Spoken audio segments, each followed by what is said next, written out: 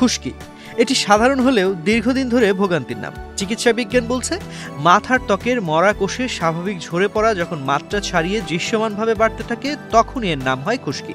মানবদেহে প্রতিনিয়তই নতুন কোষ তৈরি হয়, পুরনো কোষ ঝরে যায়। এ এক স্বাভাবিক জীবক্রিয়া।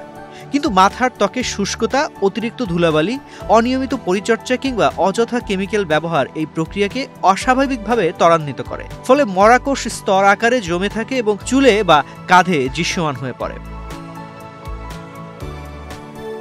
যাদের ত্বক প্রকৃতিগতভাবে শুষ্ক তারা অন্যদের তুলনায় খানিক বেশি বিপাকে পড়েন। খুশকি পুরোপুরি নির্মূল করা কঠিন হলেও নিয়ন্ত্রণ করা যায় নিয়মিত যত্নে। এমন মতই পাওয়া যায় চর্মরোগ বিশেষজ্ঞদের কাছ থেকে। তাদের মতে মাথার ত্বকের স্বাস্থ্য ঠিক রাখতে হবে নিয়মিত ও ধীরস্থির পরিচর্যার মাধ্যমে।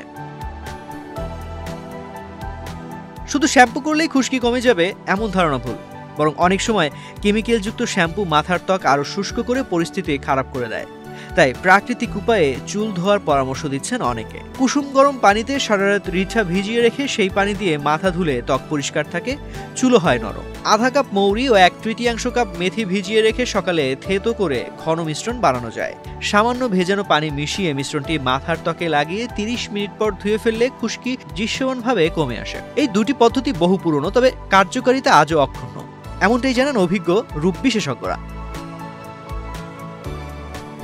খুশকি কমানোর আরেকটি উপায় হলো সঠিকভাবে চুল আঁচড়ানো। অনেকেই জানেন না, চুল আঁচড়ানো মাথার ত্বকের রক্ত সঞ্চালন বাড়ায় এবং মৃত কোষ জমতে দেয় না।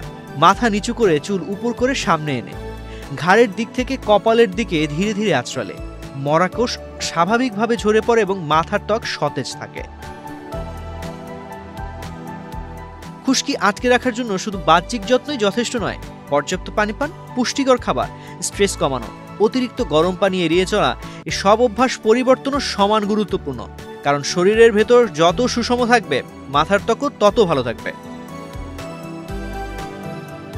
খুশকি একদিনের সমস্যা নয়, এটি নিয়ন্ত্রণে ধৈর্য, নিয়ম আর সঠিক পদ্ধতি, এই তিনটি বেশি প্রয়োজন। মাথার ত্বককে সুস্থ রাখার প্রতি নজর দিলে এই সাধারণ সমস্যা থেকে মুক্ত থাকা একেবারেই সম্ভব। তো আজ এ পর্যন্তই।